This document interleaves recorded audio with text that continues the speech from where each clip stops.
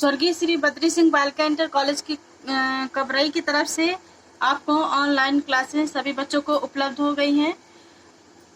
Video को subscribe जरूर करें और लाइक करें और ज़्यादा से ज़्यादा अपने दोस्तों को शेयर करें ताकि सभी बच्चे इस वीडियो का लाभ उठा सके।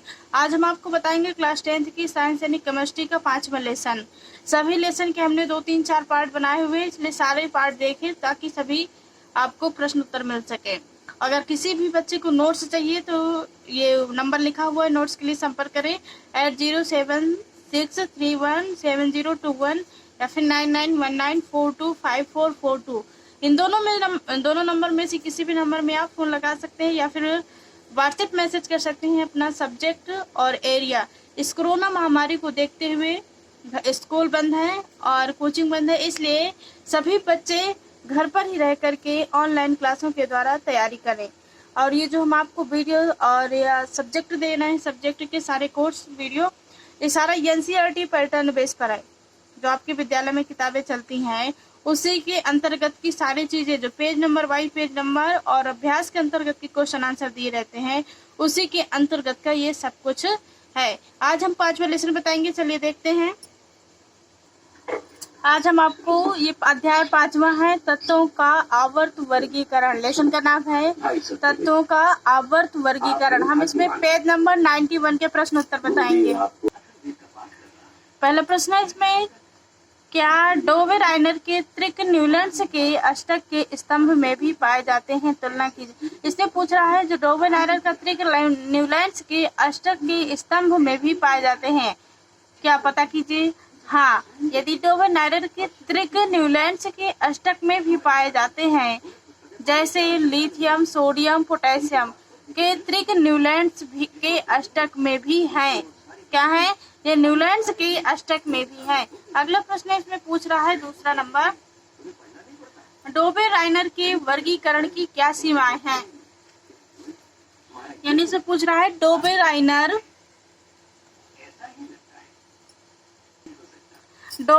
के वर्गीकरण की से क्या सीमाएं हैं?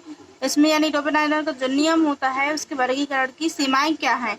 निम्नलिखित है इस प्रकार से, केवल कुछ ही तत्वों को त्रिकों के रूप में रखा जाता है। यानी इसमें जो तत्व पाए जाते हैं तो इसमें से कुछ ही तत्वों को त्रिकों के रूप में रखा जाता है। सभी के बीच के तत्व का परमाणु द्रव्यमान अन्य दो तत्वों के परमाणु के औसत के बराबर नहीं था। यानी अन्य जो तत्व परमाणु की औसत है उनके बराबर नहीं था। इसके अंतर्गत केवल 3 ही तत्वों का वर्ग बनाया गया है। कितने? त्रिक का मतलब होता है 3। यहाँ डोवेराइनर त्रिक का नियम है, इसलिए इसके अंतर्गत केवल 3 ही तत्वों का वर्ग बनाया गया है। अगला प्रश्न है न्यूलैंड्स की अष्टक सिद्धांत। अभी क्या थी? डोवेराइनर की पूछ रहा था। अब है न्यूलैंड के अष्टक सिद्धांत की सीमाएं। इस प्रकार से है,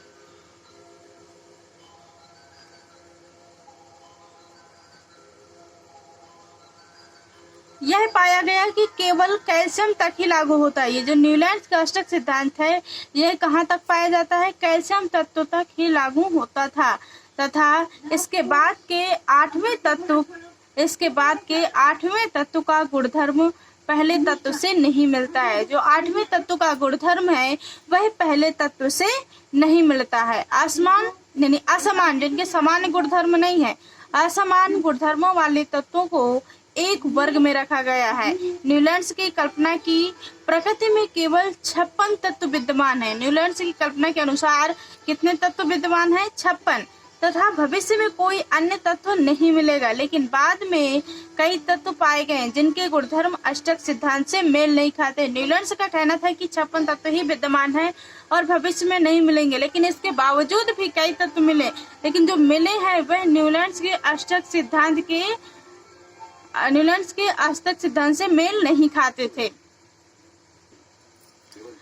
अब हम आपको पेज नंबर 94 यानी 94 के प्रश्न उत्तर बताएंगे। पहला प्रश्न इसमें, मेंडलीव की आवर्त सारणी का उपयोग कर निम्नलिखित तत्वों के ऑक्साइड के सूत्र का अनुमान कीजिए।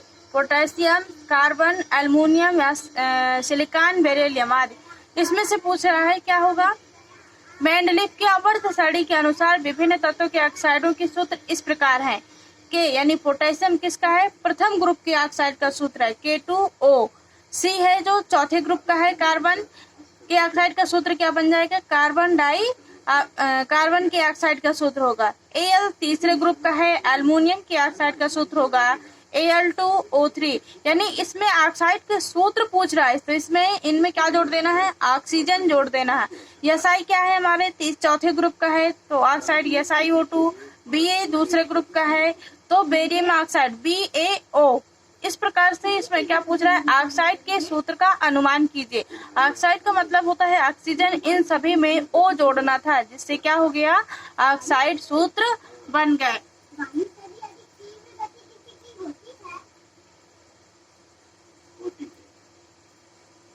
अगला प्रश्न है इसमें, गैलियम के अतिरिक्त अब तक कौन कौन से तत्व का पता चला है, जिसके लिए मेंडलीफ ने अपनी आवर्त सारणी में खाली स्थान छोड़ दिया था, उदाहरण दीजिए। वह कौन से हैं, स्कैंडियम एवं जर्मेनियम। कौन से हैं, स्कैंडियम एवं जर्मेनियम। अगला प्रश्न इसमें कौन सा है, तीसरा नंबर,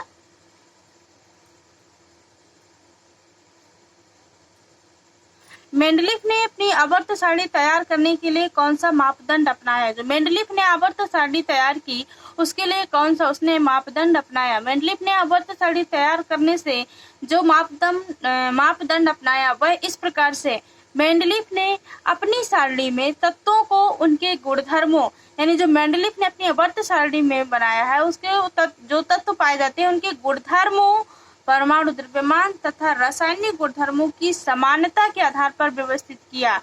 उन्होंने तत्वों के परमाणु द्रव्यमान, मेंडलीफ ने तत्वों के परमाणु द्रव्यमान एवं उनके भौतिक तथा रासायनिक गुणधर्मों के बीच के संबंधों का अध्ययन किया, जिससे यह भी देखा गया कि समान रासायनिक गुणधर्मों वाले विभिन्न तत्वों के निश्चित अंतराल के बाद फिर भी आ जाते हैं। अतः इस प्रकार से मेंडलीफ ने आवर्त सारणी बनाई, जिसका मुख्य सिद्धांत है तत्वों के गुणधर्मों और उनके परमाणु द्रव्यमान के आवर्ती फलन होता है। यही मेंडलीफ का नियम भी होता है, जिसका मुख्य सिद्धांत होता है, वही इसका नियम है।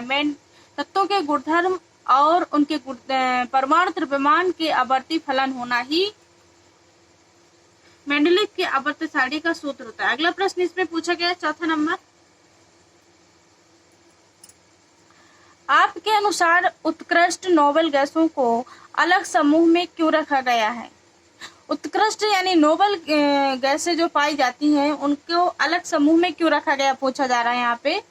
तो उत्कृष्ट गैसें जो होती हैं, अक्रिय गैसें इन्हें बोलते हैं। उत्कृष्ट नोबेल गैसों को अलग समूह में इसलिए रखा गया है क्योंकि इन गैसों के बारे में देर से पता चला। क्या हुआ, देर से पता चला था, तथा ये अक्रिय गैसें हैं। जो उत्कृष्ट गैसें पाई जाती हैं उनको इसलिए अलग समूह में रखा जाता है कि ये गैसें जो हैं तो बहुत देर से बाद में पता चला था, और ये अक्रिय गैसें भी हैं जिनकी मात्रा वायुमंडल में क्या है, बहुत कम है। इनकी मात्रा यानी इन गैसों की मात्रा बहुत कम पाई जाती है। इसलिए बाद में जब इन गैसों के बारे में पता चलता है तो पिछली व्यवस्था को छोड़े बिना इन्हें एक नया समूह में रखा गया। यानी जो पिछले तत्वों को या गैसों का समूह बनाया गया था, तो इनकी जरूरत कम होने के कारण इसलिए इनकी व्यवस्था अलग समूह में बना दी गई है। देखते हैं अब अगला प्रश्न कौन सा है। अब हम आपको पेज नंबर 100 के प्रश्न उत्तर बताएंगे। इसमें पहला प्रश्न पूछ रहा है, आधुनिक आवर्त सारणी द्वारा किस प्रकार से मेंडलीफ की आवर्त सारणी की विविध विसंगतियों को दूर किया गया है। आधुनिक आवर्त सारणी के अनुसार तत्वों के गुणधर्मों तथा उनके परमाणु क्रमांक का आवर्त फलन होते हैं, जिसने मेंडलीफ की आवर्त सारणी को दोषों को दूर किया गया है। यानी आधुनिक आवर्त सारणी के अनुसार तत्वों के गुणधर्म और उनके परमाणु क्रमांक के आवर्त फलन होते, जिसने मेंडलीफ की आवर्त सारणी को क्या किया है, दोषों को दूर किया है, जो इस प्रकार से हैं। आधुनिक आवर्त सारणी के अनुसार माना गया है कि तत्वों के गुणों उनकी परमाणु संख्या के आवर्ती फलन होते हैं। क्या माना गया है कि जो तत्वों के गुण हैं उनकी परमाणु संख्या के आवर्ती फलन होते हैं। इस प्रकार कोबाल्ट एवं निकेल जैसे तत्वों को उचित स्थान पर रखा गया है, जिनके गुण एक समान हैं। इस आवर्त सारणी में समान गुणों वाले तत्वों को वर्गीकृत किया गया है। इससे असंगत तत्वों के एक ही ग्रुप में पाए जाने की समस्या का समाधान हो गया है। नई आवर्त सारणी में समस्थानिकों को उचित स्थान देने की समस्या खत्म हो गई है। यानी जो नई आवर्त सारणी बनाई गई है उसमें समस्थानिकों का कोई उचित स्थान नहीं है, जिसको उचित स्थान देने की समस्या खत्म हो गई है। उत्कृष्ट गैसों को उनकी सक्रियता के आधार पर आधुनिक आवर्त सारणी में उचित स्थान दिया गया है। यानी उत्कृष्ट जैसे हैं उनकी सक्रियता के आधार पर, उनकी एक्टिविटी के अनुसार पर आधुनिक आवर्त सारणी में उचित स्थान दिया गया है। इसमें दूसरा प्रश्न है, मैग्नीशियम की तरह रासायनिक अभिक्रियाशीलता दिखाने वाले दो तत्वों के नाम लिखिए।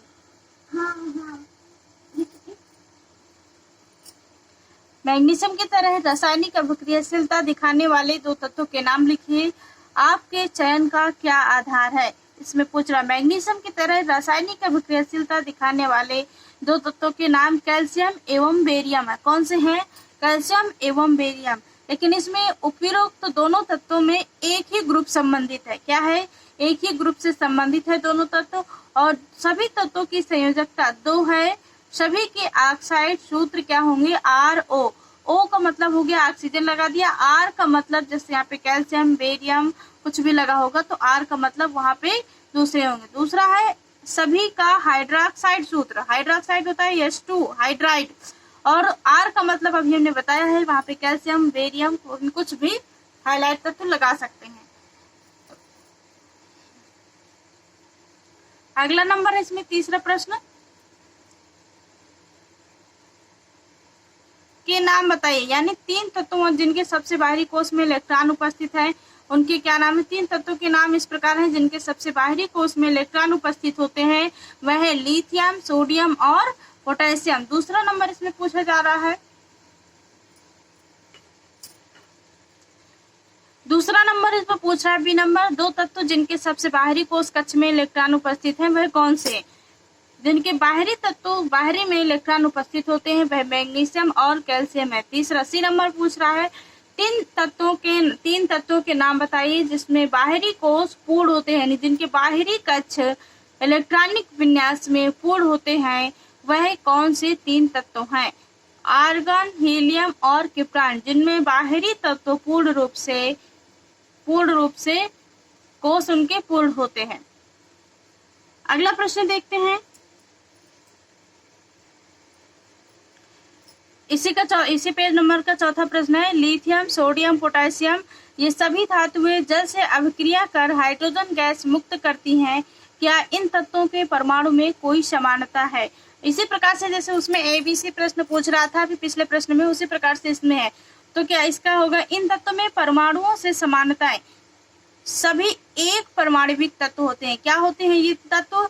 सभी एक परमाणविक तत्व हैं। अब इसमें क्या है, ये सभी एक परमाणविक तत्व हैं। दूसरा है सभी तत्वों के बाहरी कक्ष में एक इलेक्ट्रॉन होते हैं। इन तत्वों के सभी कक्ष में बाहरी कक्ष में इलेक्ट्रॉन होते हैं और सभी धातु हैं। ये तत्व क्या है? सभी धातु हैं और सभी के ऑक्साइड एवं हाइड्राइड का सूत्र RO2 और RH होता है। अभी हमने ऊपर भी बताया है कि R की जगह कुछ और भी लिख सकते हैं। दूसरा प्रश्न बी नंबर, हीलियम एक अक्रियाशील गैस है। कौन सी है? अक्रियाशील, जबकि नियान एक अभिक्रियाशील अत्यंत कम है। इनके परमाणुओं में कोई समानता बताइए।